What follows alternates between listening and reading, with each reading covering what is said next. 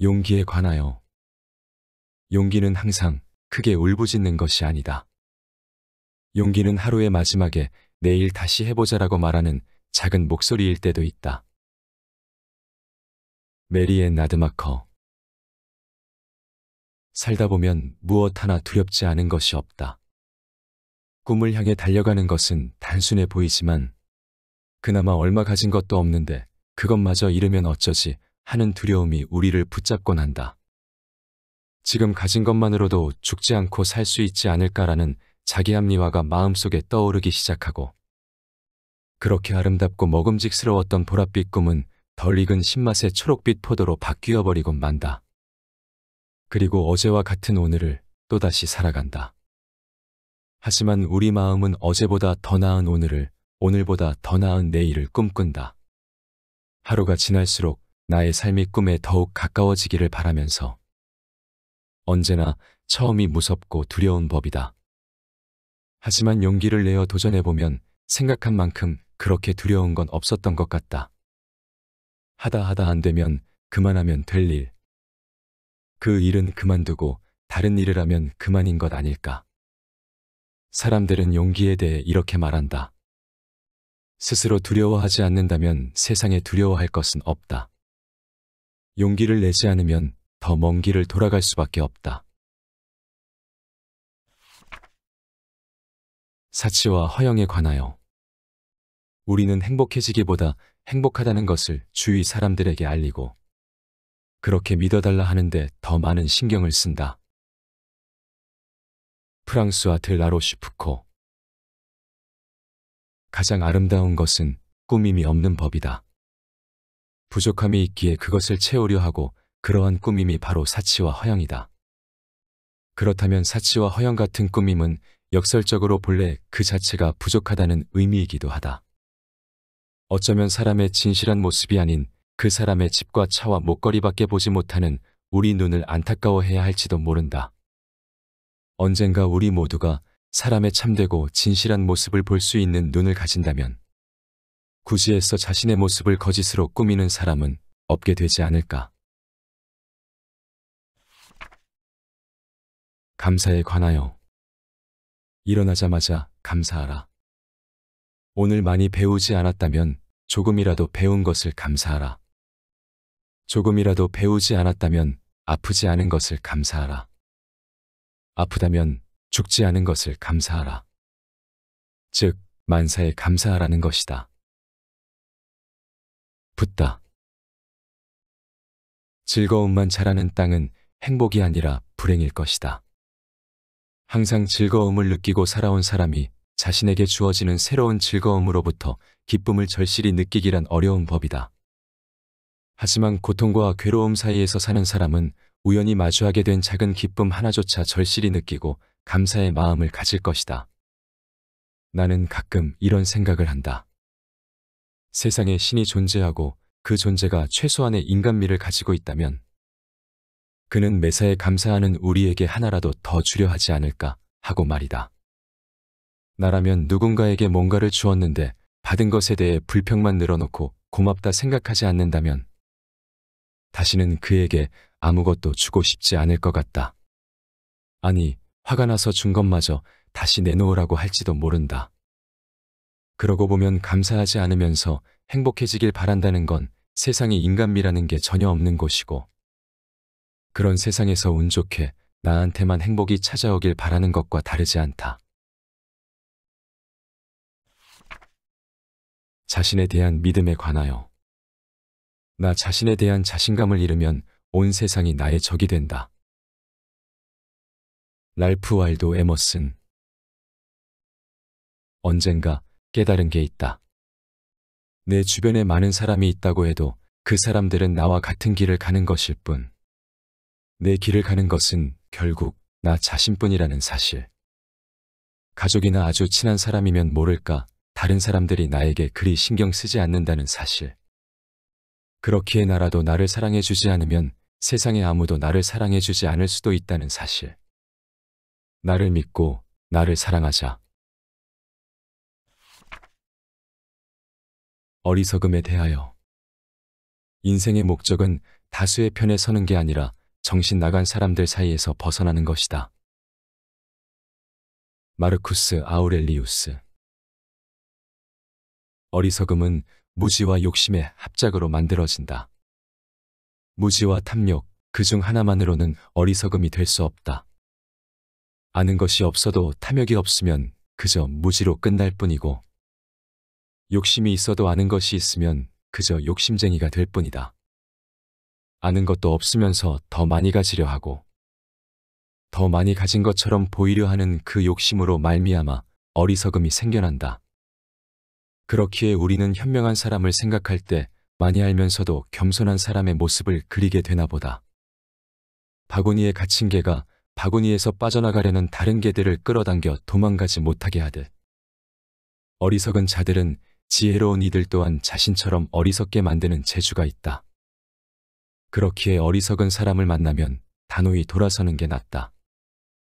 당신이 그들을 어리석음에서 벗어나게 할 수 있다는 오만함에 빠져선 안 된다. 단순함에 관하여. 단순함의 완벽함이란 더 이상 보탤 게 남아있지 않을 때가 아니라 더 이상 뺄 것이 없을 때 완성된다. 앙투안 드 생텍쥐페리. 단순함과 집중은 서로 멀리 떨어져 있는 말처럼 느껴지지만, 이 둘을 함께 이야기하는 이유는 집중하기 위해서는 단순함이 필요하기 때문이다. 집중을 통하여 우리는 짧은 시간 안에 많은 일을 해낼 수 있으며, 남는 시간을 다른 일들을 위해 쓸 수 있는 것이다. 그런데 사람의 인지와 의지에는 엄연히 한계가 있기에 집중하려면 관심을 끌 주변의 것들을 단순화해야 한다. 주변을 단순화하려면 매일 같은 옷을 입는 것처럼 삶의 요소 중 일부를 간결히 해야 한다. 일에 차질 없는 진행을 위한 나름의 습관이 있으면 좋다. 예컨대 정리와 메모 등으로 인지의 수고를 덜어줄 수도 있다. 사람들은 단순화에 대해 이렇게 말한다. 단순화가 가장 힘든 것일 수 있다. 하지만 그 단순화가 최고의 것을 이루어낸다. 후회에 관하여. 어떤 길들을 계속 따라가고 다른 길들을 포기해야 했다. 하지만 최악은 그것이 아니었다. 제일 나쁜 건 자신의 선택을 평생 의심하며 그 길을 가는 것이었다. 파울로 코엘료. 아마도 세상에서 가장 슬픈 말은 후회일 것이다. 이루어지지 못한 과거의 비가역성이 우리를 슬프게 한다. 모든 것을 운명의 탓이라 하고 싶고 모든 것을 신의 탓이라 하고 싶지만, 그 과거의 일 한가운데 우리 자신이 있기에 너무나 슬프다. 지금의 내가 가진 것을 모두 다 내놓으라면 내놓을 텐데, 앞으로 가질 모든 것을 다 내놓으라면 내놓을 텐데, 그래도 역시 과거의 그 일은 바꿀 수 없다는 것이 가슴을 미어지게 한다. 시간이 흐르면 기억도 흐려진다는데, 그때의 기억은 시간이 지날수록 더욱 또렷해지며 나를 괴롭힌다. 사람들은 아무런 도움이 되지 않는 과거의 기억은 놓아주라고 하지만, 그 기억을 내려놓을 수 없다. 내가 할 수 있는 건 아무것도 없다. 후회란 바로 그런 것이다. 실패에 관하여. 성공은 절대 실수하지 않는 게 아닌 같은 실수를 2번 하지 않는 것에 있다. 조지 버나드 쇼. 실패했을 때 그 어떤 위로의 말도 귀에 들어오지 않게 마련이다. 그저 세상이 원망스럽고 자신이 불만족스러울 뿐이다. 실패는 성공의 어머니라고 하지만 실패한 사람 마음속에는 그저 성공했으면 좋았을 텐데 하는 아쉬움만 있을 뿐이다. 실패를 극복하는 가장 좋은 방법은 무엇일까? 나는 실패의 비가역성을 깨닫는 것이라 생각한다. 조금만 더 했으면 성공했을 텐데, 혹은 조금만 운이 좋았으면 성공했을 텐데 하며, 실패를 아쉬워하는 것은 아직 실패의 비가역성을 깨닫지 못한 것이다. 결과를 달리 돌릴 수 없다는 그 비가역성을 깨달을 때, 실패를 준엄하게 받아들이고 자신의 실패를 냉정히 바라보며 그 실패를 다음의 성공을 위한 디딤돌로 바꿀 수 있다.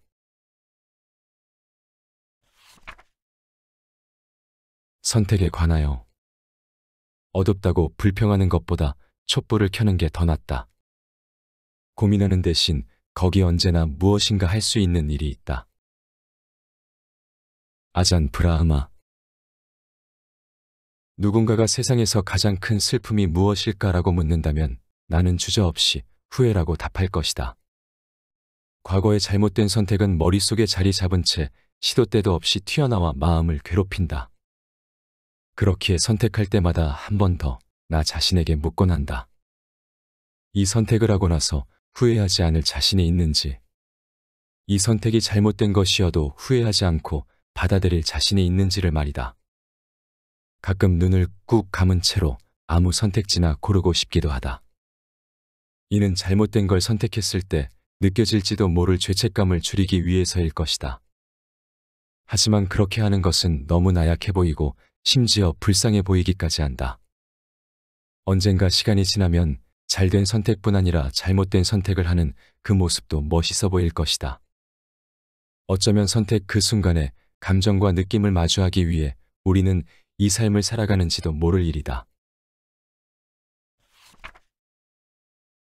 인내에 관하여. 승리는 상대방보다 15분 더 견디는 쪽에 돌아가게 마련이다. 마르셀 프루스트. 형평성이 결여된 세상에 정의로운 구석이 그나마 있다면 그건 세상이 참을성 없고 조바심 많은 사람의 먹을 것과 입을 것과 쉴 곳을 빼앗아서 인내하는 사람에게 주도록 되어 있다는 점일 것이다. 어쩌면 냉혹한 세상이 인간에게 베푸는 마지막 자비는 인내인지도 모르겠다. 포기하지 않고 계속 인내하다 보면 바라던 바를 확실히 이룰 수 있다며 불확실함 속에서 희망 없이 흔들리는 우리 인간의 마음을 보듬는 것인지도 모르겠다. 돌이켜 생각해보면 가고자 했던 그곳은 언제나 지쳐서 포기한 그 작은 언덕 너머에 있었다. 큰 산을 넘고 큰 강물을 건넜음에도 끝내 지쳐버려 그 작은 언덕 앞에서 주저앉곤 했다. 하지만 언제나 그 작은 언덕이 마지막 언덕이었으며 그 언덕 너머에 가고자 하는 목적지가 있었다. 그렇기에 한 걸음 더 가봐야 한다. 지쳤다고 생각하는 그 순간, 더 이상 걸을 수 없다고 생각하는 그 순간, 한 걸음만 더 가보는 것이다. 두 걸음도 아닌 단 한 걸음 말이다. 아무리 지쳤어도 한 걸음은 더 걸을 수 있을 테니까. 나태에 관하여. 나태에 한번 빠져들면 열렬했던 추구도 확고했던 결심도 순식간에 중단된다. 나태란 영혼의 중독과 비슷하다. 잃어버린 모든 행복과 모든 손실을 잊어버리라고 유혹한다. 그리하여 나태는 그 어떤 배라도 멈추게 할 수 있는 빨판 상어와 같다. 암초나 폭풍보다도 더 위험한 잔잔함이다. 프랑스와 드 라로슈프코. 나태를 유심히 살펴보면 죄악의 모습을 닮은 구석이 많다. 마치 죄악처럼 나태 또한 작은 것 하나가 금세 걷잡을 수 없이 커지고 삶에 대한 의지를 꺾으며 자신에게 죄책감을 불러온다. 그렇기에 나태의 끝은 죄악으로 말미암은 불운한 삶일지도 모르겠다. 지나친 욕심이 조바심이고 부족한 욕심이 게으름이라면 양 끝에 서 있는 조바심과 게으름 모두 죄악의 기본이 될 수 있다는 건 혼란스럽기까지 하다. 그러고 보면 중용이라는 것은 중심을 잡기 힘들다고 하여 멀리할 수밖에 없는 그런 덕목만은 아닌 듯하다. 그렇기에 힘들어서 쉬고 싶더라도 자리를 박차고 일어나자. 일단 일어나면 뭐든지 하게 될 테니까. 배움에 관하여. 스물이든 여든이든 배우기를 그치는 사람은 늙는다. 그러나 계속 배우는 사람은 젊음을 유지한다. 삶에서 가장 훌륭한 일은 마음을 젊게 가꾸는 일이다. 헨리 포드. 배움의 결실은 배우는 이의 의지에 달려있다. 배우려는 이는 길가의 풀 한 포기만 바라봐도 모든 걸 배울 테지만 배우려는 마음이 없는 이는 세상 모든 걸 다 바라본들 아무것도 배울 수 없다. 웃음에 관하여. 인간만이 이 세상에서 깊이 괴로워한다. 그러므로 인간은 웃음을 발명하지 않을 수 없었다. 가장 불행하고 가장 우울한 동물이 당연히 가장 쾌활한 동물이다. 프리드리 니체. 항상 입가에 미소를 머금는 사람들을 보면 그들에게 주어진 삶의 엄숙함과 함께 그에 대한 존경심이 느껴지곤 한다. 그들에게 항상 웃을 수 있는 비결이 뭔가요? 라고 묻고 싶지만 그것은 마치 그들의 심장을 꺼내 보여달라는 말과 다름없는 듯하여 입이 잘 안 떨어진다. 그들을 따라 나도 입꼬리를 올리며 웃어보지만 웃는 표정은 늘 어색한 것 같다. 하지만 삶은 슬픔의 긴 시간들과 기쁨의 짧은 순간들로 이루어진 것을 알기에 삶에서 마주하는 기쁨이라는 건 연못 위에 드문드문 떠있는 연꽃 같은 것임을 알기에 그래서 웃음이 없다면 슬픔이 우리 자신을 삼켜버릴 것임을 알기에 억지로라도 웃는 연습을 해보는 것이다. 그러다 보면 언젠가 그들처럼 자연스럽게 미소할 날이 찾아오지 않을까. 사람들은 웃음에 대해 이렇게 말한다. 웃음은 우울함에 저항하는 인간의 지혜로운 무기로 주변의 사람들을 모이게 한다. 변화에 관하여. 겨울이 지나 여름이 되었는데도 앙상한 가지만 고수하는 나무는 죽은 나무임에 틀림없다. 먼저 고정관념을 버려야 한다. 이드리스 샤흐. 세상에 변치 않는 것이 있기는 한 걸까? 아마도 모든 것은 변하는 게 본질이며 변화를 멈추는 순간 그 의미를 잃을지도 모른다. 우리 인간은 변하는 걸 좋아하지 않는 것 같다. 변화는 새로운 것에 대한 적응을 불러오는데 이는 세상과 나 사이의 쏠림을 일으키기 때문이다. 하지만 아무것도 하지 말고 가만히 몇 분만 있으라고 해도 그렇게 하지 못하고 계속 바스락대는 게 살아있는 우리의 모습인 걸 보면 변화라는 것이 우리도 피해 갈 수 없는 본질일지도 모른다. 머물러 있지 말고 나아가자. 변화에 대한 두려움을 떨쳐내고 앞으로 나아가자.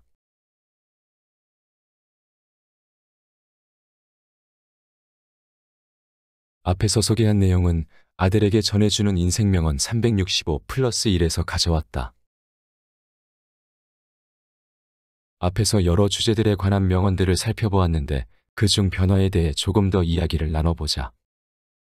변화는 늘 불안하고 두렵다. 그래서 우리는 현재 상황이 만족스럽지 않더라도 안정적인 지금에 머물려고 한다. 하지만 당신이 지금 안정적이라고 생각하고 머물렀던 곳이 사실은 제일 위험한 곳일 수도 있다. 스펜서 존슨의 누가 내 치즈를 옮겼을까에는 이런 이야기가 나온다. 복잡한 미로 안에 스커리와 스니프라는 쥐 2마리와 햄과 허라는 꼬마가 살고 있었다. 그들은 미로 속에서 각자의 방식으로 치즈를 찾아 나서고 어느 날 그들 모두 엄청난 양의 치즈 창고를 발견하게 된다. 꼬마들은 많은 양의 치즈를 믿고 마냥 그 순간을 느긋하게 즐기며 시간을 보낸다. 반면 쥐들은 매일 치즈의 양과 상태를 확인했으며 조금씩 줄어드는 걸 알아차리고 그에 대한 대비를 하고 있었다. 결국 창고 안의 치즈는 다 사라졌고 이 일을 예견하고 있었던 쥐들은 바로 새로운 치즈를 찾아 떠난다. 하지만 꼬마들은 달라진 현실을 받아들이지 못하고 누군가 자신들의 치즈를 옮긴 것이라 생각하여 치즈가 제자리에 돌아오기만을 기다린다. 그러다 문득 허는 깨닫게 된다. 사라진 치즈에 집착해봤자 달라지는 것은 아무것도 없다는 사실을. 두려움 때문에 아무것도 하지 않는 것이 더 위험하다고 생각한 허는 새로운 치즈를 구하기 위해 다른 미로 속에 뛰어들기로 마음을 먹는다. 그리고 결국 새로운 도전 끝에 치즈를 찾게 된다. 하지만 햄은 여전히 그곳에 남아 누군가 다시 치즈를 옮겨놓기만을 기다린다. 누구에게나 변화는 두렵다. 하지만 변화하지 않으면 살아남을 수 없다. 언제나 변화를 막는 가장 큰 장애물은 바로 나 자신이다. 당신도 햄처럼 현실을 받아들이지 못하고 누가 내 치즈를 옮겼을까라는 잘못된 질문만 던질 것인가? 아니면 허처럼 새로운 치즈를 찾아 떠날 것인가?